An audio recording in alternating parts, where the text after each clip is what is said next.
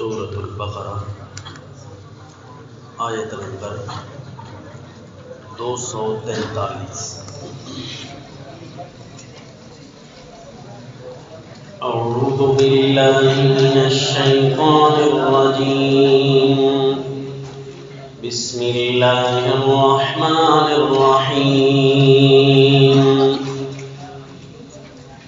أَلَمْ تَرَ إِلَى الَّذِينَ خَرَجُوا مِن دِيَارِهِمْ وَهُمْ أُلُوفٌ حَذَرَ الْمَوْتِ فَقَالَ لَهُمُ اللَّهُ مُوتُوا ثُمَّ أَحْيَاهُمْ إِنَّ اللَّهَ لَذُو فَضْلٍ عَلَى النَّاسِ وَلَكِنَّ أَكْثَرَ النَّاسِ لَا يَشْكُرُونَ۔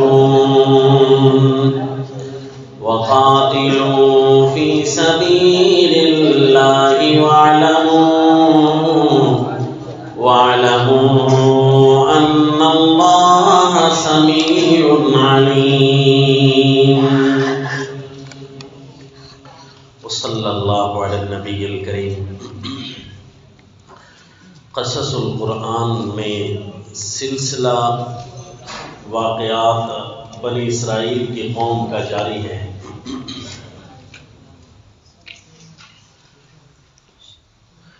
سیدنا موسیٰ علیہ الصلوۃ والتسلیم کی قوم بنی اسرائیل، اس سے پہلے بھی بنی اسرائیل کی قوم آباد تھی، آپ کے بعد بھی بنی اسرائیل کی قوم تسلسل سے چلتی رہی، بہت بڑی قوم تھی۔ پیارے موسیٰ علیہ الصلوۃ والتسلیم سے پہلے سیدنا یوسف علیہ الصلوۃ والتسلیم سے بنی اسرائیل کا سفر شروع ہوتا ہے، کیونکہ سیدنا یعقوب علیہ السلام کی اولاد تھی۔ تو سیدنا یوسف علیہ الصلوۃ والتسلیم بھی آئے،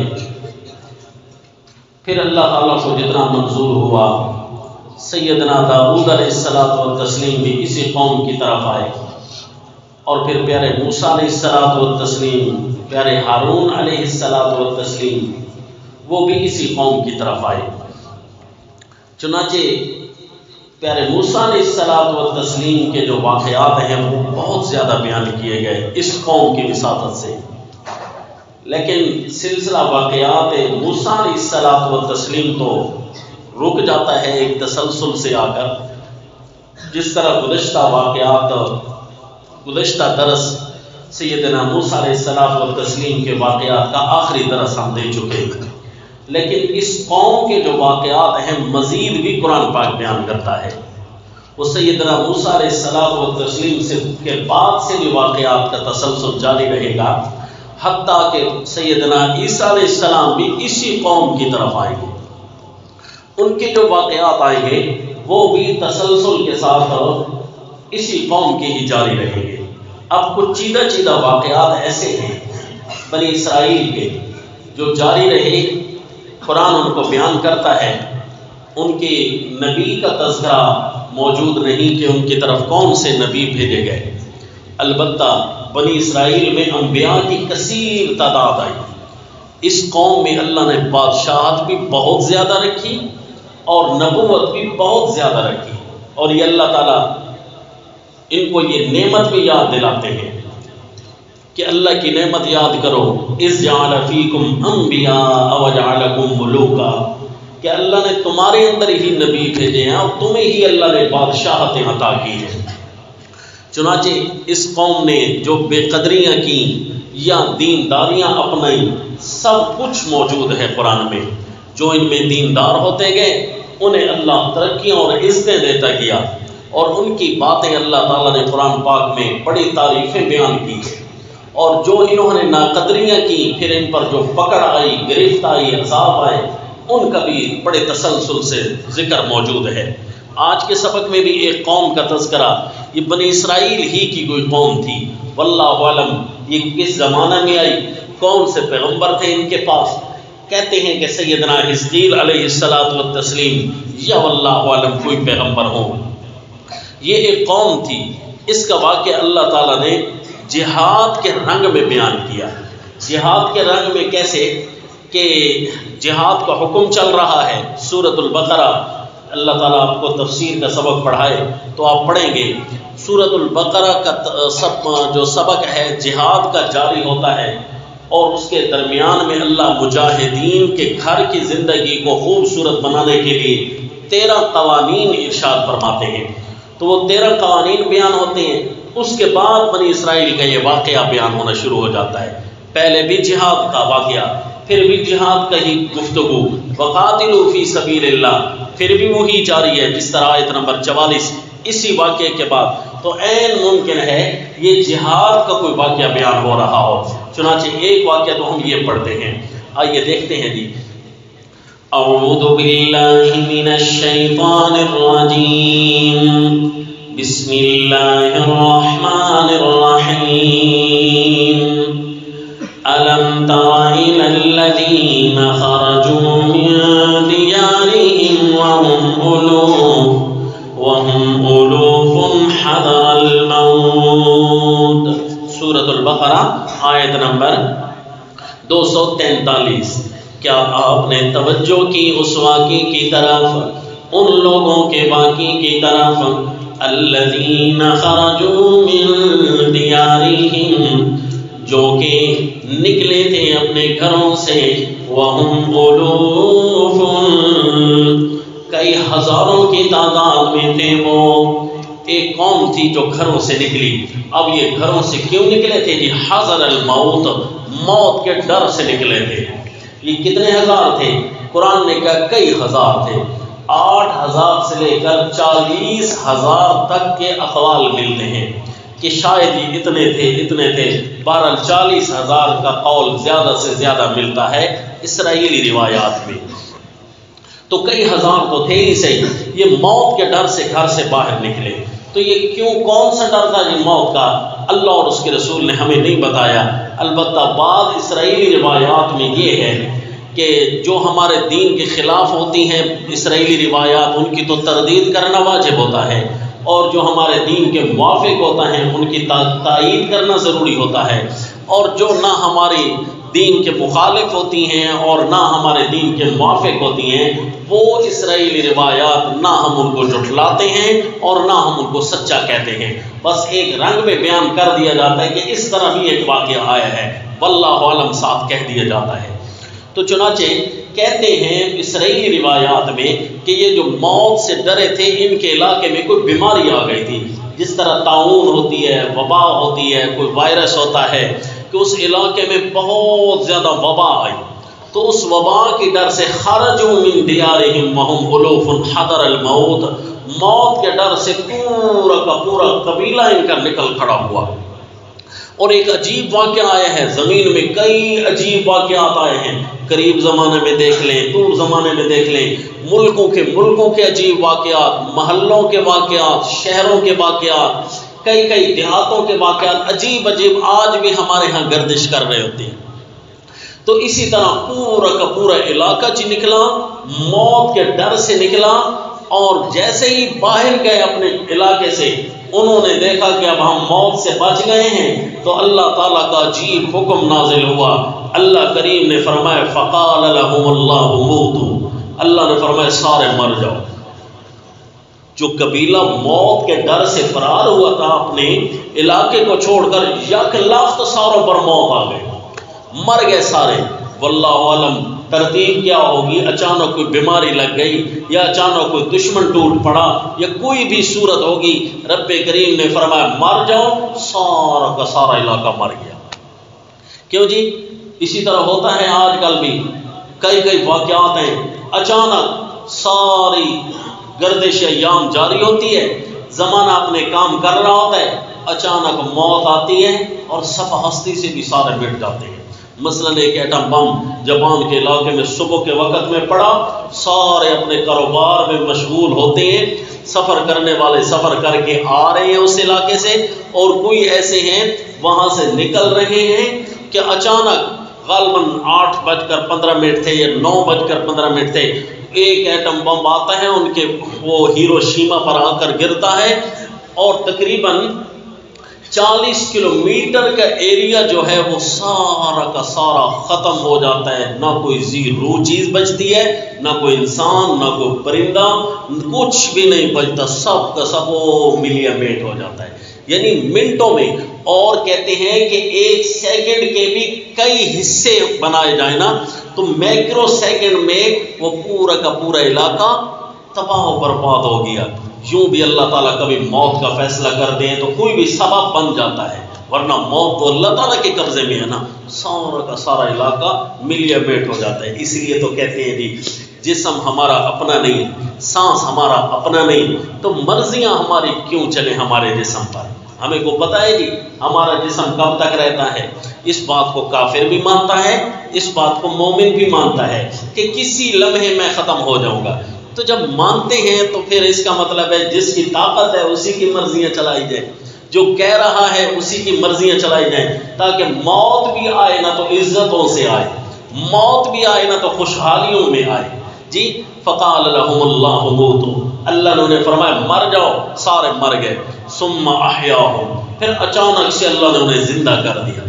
کیسے زندہ کیا جی؟ جس طرح مرنے کی ساری صورتحال نہیں بتائی گئی، اسی طرح زندہ کرنے کی بھی صورتحال نہیں بتائی گئی۔ کہانیاں اسرائیلی روایات میں اتنی عجیب ہیں کہ سن کر پڑھ کر آپ حیران ہو جائیں گے کہ بھئی زندہ کرنے کی یہ ترتیب تھی، مارنے کی یہ ترتیب تھی۔ ہم تو چونکہ سنت کے غلام ہیں، اللہ اور اس کے رسول کی باتیں ہی ہمیں سچی لگتی ہیں، اس لیے کیوں دنیا کی ساری جھوٹی تاریخ اپنے اوپر مسلط کی جائے۔ بہرحال مرنے کے بعد کچھ عرصہ گزرا، واللہ عالم کتنا گزرا، اللہ نے پوری کی پوری قوم کو دوبارہ زندہ کر دیا۔ اللہ قادر ہے جی، اللہ کر سکتا ہے۔ موت کے لیے اللہ نے عام قانون بنایا ہے کہ جو مر جائیں ثم انکم یوم القیامت تبعثون، قیامت کے دن دوبارہ زندہ ہوگے۔ اچھا اللہ نے یہ جو قانون بنایا ہے، اب اللہ تعالیٰ مجبور ہو گئے ہیں یہ قانون بنا کر؟ نو جی نا، اللہ تعالیٰ نے جو قانون بھی بنایا ساتھ یہ بھی فرمایا فعال لما یرید، میں جو چاہوں پھر کر بھی سکتا ہوں۔ قانون بھی بنا دیا، ہر قانون، اس کو طلباء کرام جانے کی جو فنون پڑے ہوئے ہیں کہ اللہ کا ہر قضیہ موجہ ہے، ہر قضیہ کہ اللہ نے جو بھی فیصلہ کیا ہے اس کے ساتھ اللہ نے یہ جہت بیان کر دی ہے فعال لما یرید، کہ جب میں چاہوں تبدیل بھی کر سکتا ہوں۔ اس لیے یہ بھی حدیث پاک نوٹ کر لیجئے کہ رسول اللہ صلی اللہ علیہ وسلم جیسے بھی کوئی سورج گرہن یا چاند گرہن ہوتا تو فوراً نماز کی طرف متوجہ ہوتے، تو اس لیے صلاۃ کسوف اور صلاۃ خسوف یہ سنت بن گئی، سورج گرہن اور چاند گرہن کی۔ تو اس پر محدثین نکتہ لکھتے ہیں جو ماہر فلکیات ہیں، وہ کہتے ہیں کہ یہ اس وقت زمین بالکل آخری کنارے تک پہنچ جاتی ہے کہ ایک بال برابر فیصلہ رہ جاتا ہے کہ زمین ساری کی ساری یکلخت تباہ ہو جائے، کیونکہ جب چاند اور سورج کے درمیان میں زمین آ جاتی ہے، ایک طرف سے چاند دوسری طرف سے سورج، درمیان میں زمین ہے، اس لیے چاند پر دھوپ نہیں پڑتی تو چاند گرہن ہو جاتا ہے، زمین درمیان میں آئی ہوئی ہوتی ہے۔ اس کی وجہ کیا ہے جی؟ اس کی وجہ یہ ہے کہ زمین کو چاند اپنی طرف کھینچ رہا ہوتا ہے اور سورج اپنی طرف کھینچ رہا ہوتا ہے۔ یہ کشش ذرا سی بال برابر بھی تبدیل ہو جائے تو پوری زمین پر ایک دھماکہ ہو، یکلخت ختم ہو جائے۔ اسی طرح سورج گرہن کس طرح ہوتا ہے؟ ہماری سورج اور زمین کے درمیان میں چاند آ کر کھڑا ہو جاتا ہے، چاند محور میں گردش کرتے ہوئے درمیان میں آ جاتا ہے۔ اس لیے اگر کوئی اپنی آنکھوں سے مختلف چیزوں سے اگر سورج کی طرف نگاہ کرے نا تو درمیان میں چاند سورج گرہن کے وقت ہمیں نظر آ رہا ہوتا ہے، تو سورج کی دھوپ زمین پر لگنے نہیں پاتی، اس لیے اب چاند درمیان میں کھڑا ہوتا ہے۔ شکل کی کشش ایسی انتہا درجے کو پہنچ جاتی ہے کہ ذرا سی بال برابر بھی اوپر نیچے ہونا فلکیات کا نظام تو یہ ہماری زمین تباہ ہو جائے۔ تو اس لیے رسول اللہ صلی اللہ علیہ وسلم فوراً نماز کی طرف متوجہ ہو جاتے کہ آخری لحظہ ہے، پتہ نہیں ختم ہونے لگا ہے جہان یا بچنے لگا ہے، ہم نماز کی حالت میں ہماری روح پرواز کریں۔ تو یہاں پر عقلی سوال پیدا ہوتا ہے کہ ابھی تو دجال نے آنا ہے، ابھی تو حضرت سیدنا عیسیٰ علیہ السلام آئیں گے، نہیں ختم ہوتی ہے زمین، نہیں آتی ہے قیامت، سوال پیدا ہوتا ہے نا، پھر اللہ کے نبی صلی اللہ علیہ وسلم نماز کی طرف کیوں متوجہ ہو جاتے؟ یہ عقلی سوال پیدا ہوتا ہے۔ تو اس کا بڑا پیارا جواب ہے کہ اللہ تعالیٰ نے جو فرما دیا، مثلا قیامت ایک وقت میں آئے گی، اس کے ایک ٹائم مقرر کر دیا، مثلا حضرت عیسیٰ علیہ الصلوۃ والتسلیم کے بعد، دجال لعین کے بعد، یاجوج ماجوج کے بعد، سورج کا بجائے مشرق سے مغرب کی طرف سے طلوع ہونا، ان واقعات کے بعد قیامت آئے گی۔ اچھا، یہ جو اللہ تعالیٰ نے واقعات رکھے ہیں، اللہ مجبور ہو گیا ہے کہ اللہ پہلے قیامت نہیں لائے گا؟ اللہ قادر ہے، اور اللہ اگر پہلے قیامت لے آئے تو جھوٹ بھی نہیں بنے گا، کیونکہ اللہ تعالیٰ کا ہر قضیہ موجہ ہے۔ اللہ تعالیٰ نے فرمایا حضرت عیسیٰ علیہ السلام آئیں گے، میں چاہوں گا تو، ان ربک فعال لما یرید، اللہ کے ہر حکم کے ساتھ یہ چیز لگتی ہے، میں نہ چاہوں تو حضرت عیسیٰ علیہ السلام نہ آئے اور میں پہلے سے قیامت قائم کر دوں، اللہ کو مجبور تو نہیں ہے۔ اسی طرح اللہ چاہے، اللہ نے فرما دیا آئیں گے صحیح، لیکن وہ میری مرضی کے ساتھ معلق ہے، یعنی اللہ تعالیٰ کی کوئی بات نعوذ باللہ غلط بھی نہیں ہے، کوئی جھوٹ بھی نہیں ہو سکتا۔ اس لیے جی ہر وقت اور ہر لحظہ ڈرتے رہنا چاہیے کہ کسی وقت بھی اللہ تعالیٰ اپنا فیصلہ فرما سکتے ہیں۔ فقال لهم اللہ موتوا، اس پورے کے پوری بستی اور علاقے اور ہزاروں آدمیوں کو اللہ نے فرمایا مر جاؤ، سارے مر گئے۔ پھر ثم احیاہم، اچھا اللہ تعالیٰ نے جو قانون بنایا کہ میں دن قیامت مردوں کو زندہ کروں گا، اللہ مجبور نہیں ہے، اللہ چاہے تو کسی کو پہلے بھی زندہ کر سکتا ہے، آمنا وصدقنا۔ لہذا بنی اسرائیل کے ہزاروں آدمیوں کو اللہ تعالیٰ نے فرمایا زندہ ہو جاؤ، مردے زندہ ہو گئے، مردے زندہ۔ اچھا جی مردے زندہ ہوئے تو مردے رہے کہ زندہ رہے؟ زندہ۔ لہذا اگر کسی بھی مردے کو زندہ منوانا ہو نا، تو کسی بھی فرقے نے اگر ایسی بات کرنی ہو کہ فلاں مردہ بھی زندہ ہے، اس کو کہو جی بسم اللہ، ہم پہلے قرآن کی آیت مانگتے ہیں، اس کے بعد ہم اس کو زندہ کر دیں گے، زندہ مان جائیں گے۔ جس طرح بنی اسرائیل کو اللہ تعالیٰ نے فرمایا مر جاؤ، یہ بھی قرآن کی آیت میں ہے، اور پھر فرمائے زندہ ہو جاؤ، یہ بھی قرآن کی آیت میں ہے۔ پیارے عزیر علیہ السلام والتسلیم کو اللہ تعالیٰ نے 100 سال کے لیے وفات طیبہ دی، پھر فرمایا زندہ ہو جاؤ، وفات بھی مانتے ہیں نبی کی، حیات بھی مان رہے ہیں، کیونکہ دونوں باتیں قرآن میں ہیں۔ اور عام لوگوں کے لیے قانون اللہ نے یہ بیان فرما دیا کہ ثم انکم یوم القیامت تبعثون، دن قیامت ہی تم زندہ ہوو گے۔ لہذا عام قانون یہ اور خصوصی قانون ان کو بھی ماننا فرض ہے۔ آمنا وصدقنا ثم احیاہم، تو اب اللہ تعالیٰ نے ان کا واقعہ بیان کر کے آگے جہاد کا حکم دے دیا۔ ذرا سنیے، فرمایا ثم احیاہم ان اللہ لذو فضل علی الناس، اللہ نے دوبارہ ان کو زندگی دے دی، بے شک اللہ فضل والا ہے لوگوں پر۔ جس طرح اللہ نے یہ فضل کیا، اللہ اور بھی فضل کرتا ہے لوگوں پر۔ دنیا کی زندگی کا مل جانا کیا اللہ کا فضل ہے؟ جی ہاں، اتنا موقع مل جانا کہ اللہ کو راضی کر لو اور نیکیاں جمع کر لو، یہ اللہ کا فضل ہے۔ دن قیامت اس ایک ایک نیکی کے لیے تڑپ رہے ہوں گے، جو نیکی ہمیں پہاڑوں کی مانند لگے گی، اور آج قرآن کا ایک لفظ پڑھتے ہوئے 10 نیکیاں مل رہی ہیں۔ تو اس کا مطلب ہے اس لیے تو زندگی بڑی قیمتی ہے نا، ہر سانس بڑا قیمتی ہے، ہر لمحہ بڑا قیمتی ہے۔ یہ اللہ کا فضل ہے کہ اللہ نے ہمیں زندہ رکھا ہوا ہے، اور اللہ سے اس فضل کا بھی سوال کریں کہ اے اللہ ہماری زندگی ضائع نہ ہو۔ واسأل اللہ من فضلہ، اللہ سے اس کا فضل مانگتے رہا کرو۔ اللہم انی اسألک من فضلک، ہمیشہ کہا کریں اللہم انی اسألک من فضلک، اے اللہ تیرے فضل کا سوال کرتا ہوں۔ ان اللہ لذو فضل علی الناس، بے شک اللہ لوگوں پر فضل کرنے والا ہے، ولکن اکثر الناس لا یشکرون، اور شکوہ بھی سنیے اللہ کا، لیکن اکثریت لوگوں کی قدر نہیں کرتے ہمارے فضل کا۔ ہم نے ان کو فضل دیا ہے، صحت دی ہے، ہم نے انہیں وقت دیا ہے، تو لوگ قدر نہیں کرتے ہمارے ان فضل کی۔ وَلَكِنَّ أَكْثَرَ النَّاسِ لَا يَشْكُرُونَ، زندگی کا جو فضل اللہ نے دیا ہے، لمحات کا فضل جو اللہ نے دیا ہے، اس فضل کو بچانے کا پتہ کیا طریقہ ہے کہ وہ جو پیکج والے عبادات ہیں نا، وہ کم از کم ان کی عادت بنا لی جائے۔ کون سی عبادات جی؟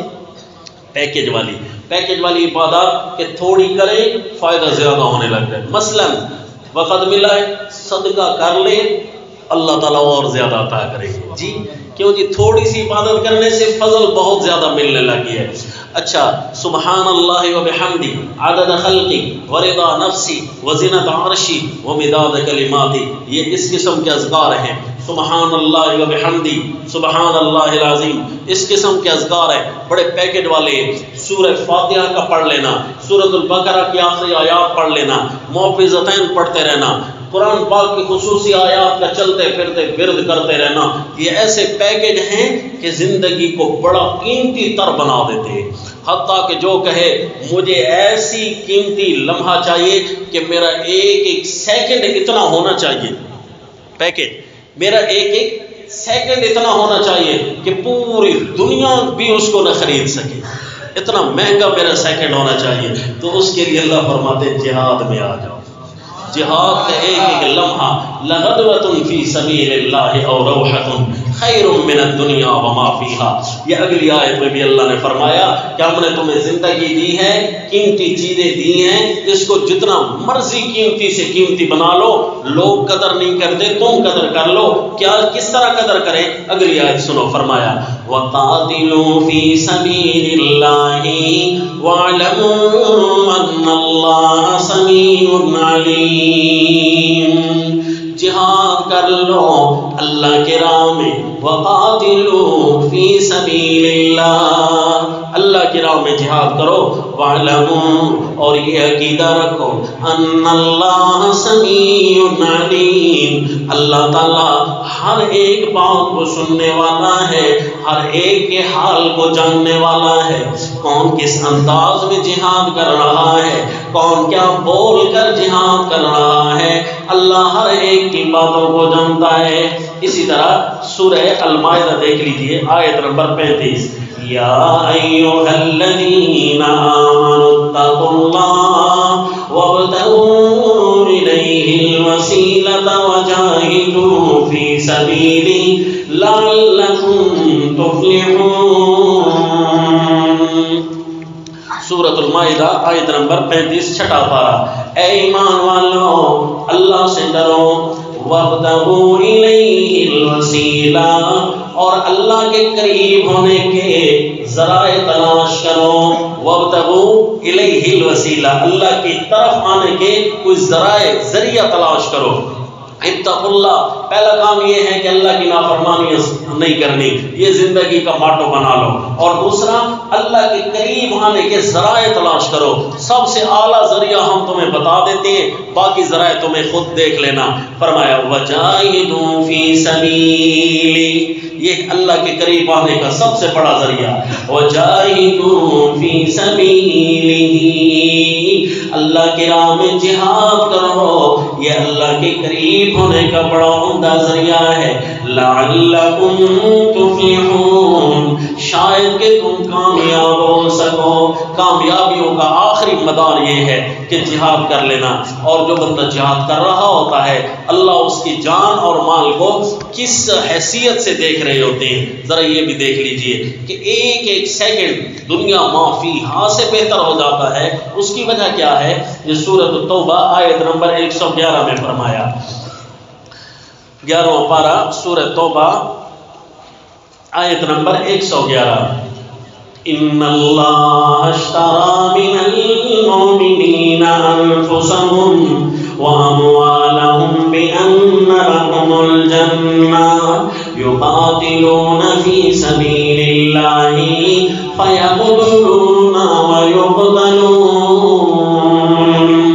ان اللہ اشتری من المؤمنین، بے شک اللہ نے خرید لیا ہے مومنوں سے، انفسہم و اموالہم، ان کی جانوں کو اور ان کے مال کو اللہ نے خرید لیا ہے. بِأَنَّ لَهُمُ الْجَنَّةَ، اللہ ان کو اس کے بدلے میں جنت عطا کرے گا. اللہ کیا ہر مومن کے لیے وعدہ ہے؟ فرمایا یقاتلون فی سبیل اللہ، یہ وہ مومن ہیں جو اللہ کی راہ میں جہاد کرتے ہیں. فیقتلون ویقتلون، خود مارتے بھی ہیں اور شہید بھی ہو جاتے ہیں۔ وعدًا علیہ حقًا فی التوراۃ والانجیل والقرآن، یہ اتنا عمدہ وعدہ اللہ نے تورات میں بھی کیا تھا مجاہدین سے، انجیل میں بھی کیا ہے مجاہدین سے، والقرآن اور قرآن میں بھی اللہ نے کیا ہے کہ میں اللہ نے تمہاری جان اور مال کو اتنا قیمتی بنایا ہے، اتنا قیمتی بنایا ہے کہ میں اللہ خود ان چیزوں کا خریدار بن جاتا ہوں۔ تو اسی لیے دنیا ما فیہا سے تو بہتر ہے نا، دنیا ما فیہا سے تو بہتر ہے۔ اس لیے کوشش کر کے ذرائع تلاش کرنے چاہیے کہ میرا کون سا قدم جہاد کی طرف لگ سکتا ہے، کون سا میں ایسا کام کروں۔ جبکہ اس کے برعکس جو منافق ہوتا ہے وہ ڈر رہا ہوتا ہے کہیں مر نہ جاؤں۔ دیکھو جی، موت تو آ ہی جانی ہے کسی بھی صورت میں، تو اللہ تعالیٰ ان منافقوں کو کس انداز سے خطاب فرماتے ہیں جو موت سے ڈرنے کے لیے جہاد نہیں کرتے جی۔ سورۃ الاحزاب آیت نمبر 16 میں فرمایا قُلْ لَن يَنفَعَكُمُ الْفِرَارُ إِن فَرَرْتُم مِّنَ الْمَوْتِ أَوِ الْقَتْلِ وَإِذًا لَّا تُمَتَّعُونَ إِلَّا قَلِيلًا۔ آیت نمبر 16 سورہ الاحزاب 21واں پارہ۔ قل فرما دیجئے میرے پیغمبر ان منافقوں کو جو راہ فرار اختیار کرتے ہیں جہاد سے، لن ينفعكم الفرار إن فررتم من الموت أو القتل، ہرگز تمہیں نفع نہیں دے گا یہ بھاگ جانا تمہارا، فرار اختیار کرنا تمہارا، ان فررتم من الموت، اگر تم موت سے فرار اختیار کرو گے، او القتل یا جہاد سے فرار اختیار کرو گے، وَإِذًا لَّا تُمَتَّعُونَ إِلَّا قَلِيلًا، اگر جہاد سے تم بھاگ بھی گئے کتنا اور زندہ رہ لوگے، کتنے اور مزے کر لوگے، بالآخر موت تو آنی ہی ہے، کتنا جی لوگے، 10 سال 100 سال 1000 سال کتنا جی لوگے، پھر بالآخر مرنا تو ہے ہی صحیح۔ اسی طرح سورہ محمد صلی اللہ علیہ وسلم آیت نمبر 20 میں فرمایا وَيَقُولُ الَّذِينَ آمَنُوا لَوْلَا نُزِّلَتْ سُورَةٌ، 26واں پارہ سورہ محمد۔ وَيَقُولُ الَّذِينَ آمَنُوا لَوْلَا نُزِّلَتْ سُورَةٌ، یہ مومن کہتے ہیں لولا کیوں نہیں ہمارے پاس سورت نازل ہوتی، جس کے اندر جہاد کا حکم ہوتا، ایسی کوئی صورت کیوں نہیں آتی۔ یعنی یہ نام کے مومن، یہ نام کے مومن ہیں، اپنے آپ کو مومن کہہ رہے ہوتے ہیں، ہم بڑے موحد، جی یہ اللہ تعالیٰ فرما رہے ہیں ہم بڑے موحد، ہم بڑے مومن، ہمارا عقیدہ ٹھیک ہے، ہوتی نا کوئی جہاد کی آیت، ہوتا نا کوئی جہاد کا موقع تو ہم فوراً جہاد پر شریک ہو جاتے ہیں۔ آتا ہے جب موقع، جب آتی ہے آیت تو پھر ان کی حالت کیا ہو جاتی ہے، فَإِذَا أُنزِلَتْ سُورَةٌ مُحْكَمَةٌ وَذُكِرَ فِيهَا الْقِتَالُ، جب آیت کوئی نازل ہو جاتی ہے محکم اور واضح اور پکی، ذُكِرَ فِيهَا الْقِتَالُ، اور اس کے اندر جہاد کا ذکر ہو، رَأَيْتَ الَّذِينَ فِي قُلُوبِهِم مَّرَضٌ يَنظُرُونَ إِلَيْكَ نَظَرَ الْمَغْشِيِّ عَلَيْهِ مِنَ الْمَوْتِ، دیکھیں گے آپ ایسی آیت کے نازل ہونے کے بعد دیکھیں گے آپ ان لوگوں کو جن کے دلوں میں بیماری ہے منافقت کی، يَنظُرُونَ إِلَيْكَ نَظَرَ الْمَغْشِيِّ، یہ آپ کی طرف ایسی نگاہوں سے دیکھیں گے جیسے یہ ابھی بے ہوش ہو جائیں، ابھی مر جائیں، ڈر کی وجہ سے بے ہوش ہو جائے، نظر المغشی علیہ من الموت، موت سے ڈر کر ان پر گویا کہ ابھی بے ہوشی طاری ہو جائے گی، اتنا گھبرا رہے ہیں۔ فَأَوْلَى لَهُمْ، یہ اللہ تعالیٰ نے فرمایا فَأَوْلَى لَهُمْ، برباد ہو جاؤ۔ ہماری میاں والی کی سرائکی میں مانا ہوتا ہے فَأَوْلَى لَهُمْ، شالا موئے تھی وہ جی، فَأَوْلَى لَهُمْ، برباد ہو جاؤ گے، مر جاؤ گے، کیا جہاد کے بغیر تم زندہ رہ جاؤ گے؟ حالانکہ جب جہاد کی خوشیاں آ جاتی ہیں نا، مومن جب دیکھتے ہیں جہاد کو، وہ کہتے ہیں ہماری زندگی پہلے اتنی بوجھل گزر رہی تھی، روزانہ ڈرا کرتے تھے کہ پتہ نہیں ہمارا کیا بنے گا، اب آیا ہے جہاد، لگتا ہے زندگی بھی قیمتی ہے اور موت بھی قیمتی آنے والی ہے۔ مومن کیا کہتے ہیں؟ یہ سورت کا نام سورہ الاحزاب 21واں پارہ۔ مومن جیسے ہی جہاد کے موقع کو دیکھتے ہیں وہ کیسے خوش ہو جاتے ہیں۔ سورۃ الاحزاب آیت نمبر 22، وَلَمَّا رَأَى الْمُؤْمِنُونَ الْأَحْزَابَ قَالُوا هَذَا مَا وَعَدَنَا اللَّهُ وَرَسُولُهُ وَصَدَقَ اللَّهُ وَرَسُولُهُ وَمَا زَادَهُمْ إِلَّا إِيمَانًا وَتَسْلِيمًا۔ مومن کہتے ہیں جیسے ہی وہ جماعتوں کو دیکھتے ہیں نا کہ ہمارے اوپر حملہ آور ہو گئی ہیں، مومن گھبراتا نہیں ہے، کہتا ہے هَذَا مَا وَعَدَنَا اللَّهُ وَرَسُولُهُ، یہی تو وہ لمحات ہیں جس کا اللہ اور اس کے رسول نے ہمارے ساتھ وعدہ کیا تھا، وَصَدَقَ اللَّهُ وَرَسُولُهُ، اور اللہ اور اس کے رسول نے واقعی ہمارے ساتھ سچا وعدہ کیا تھا، وَمَا زَادَهُمْ إِلَّا ایمانا و تسلیما، اور ان کو ایمان اور تسلیم زیادہ ہو جاتی ہے، فوراً اپنے آپ کو دین کی راہ میں سپرد کر دیتے ہیں۔ حضرت سلمہ بن عقوہ رضی اللہ تعالی عنہ ایک صحابی ہیں، یہ تیز دوڑنے میں بڑے مشہور ہوا کرتے تھے۔ رسول اللہ صلی اللہ علیہ وسلم کے صدقہ کے اونٹ ایک جگہ چل رہے تھے تو کوئی آئے ڈاکو اور ایک قبیلے والے رسول اللہ صلی اللہ علیہ وسلم کے اونٹوں کو لے کر بھاگ کھڑے ہوئے۔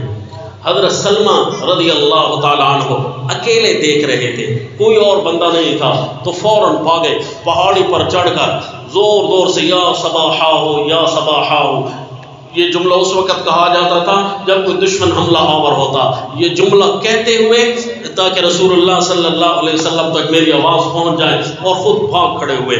تو تلوار تیر ان کے ہاتھ میں تھا تو تیر چلانا شروع کر دیا۔ جیسے ان کے قریب پہنچے نا، انہوں نے کہا ایک بندہ تو ہو ہی نہیں سکتا، حالانکہ اکیلے جا رہے تھے، انہوں نے کہا یہ جو اتنی تاپڑ توڑ ہماری طرف بھاگتا آ رہا ہے نا، لگتا ہے یہ کوئی زیادہ، وہ بھی بھاگ کھڑے ہوئے، حتیٰ کہ رسول اللہ صلی اللہ علیہ وسلم تیاری کر کے فوراً اسی وقت سوار ہوئے، آپ کے ساتھ مجاہدین کی جماعت سوار ہوئی اور تیزی سے دوڑے۔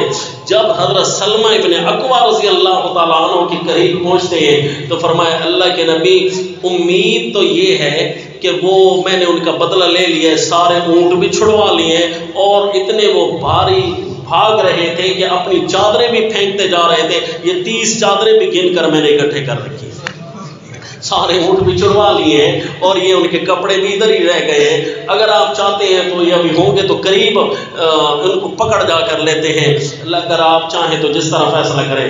آپ نے فرمایا سلمہ تو نے ان کے ساتھ بہت کر دی ہے، اب کافی ہو گیا ہے۔ یہ ہوتا ہے کہ مجاہد، اللہ تعالی ہمیں سنت صحابہ بیدار کرنے کی توفیق نصیب فرمائے۔ وما علینا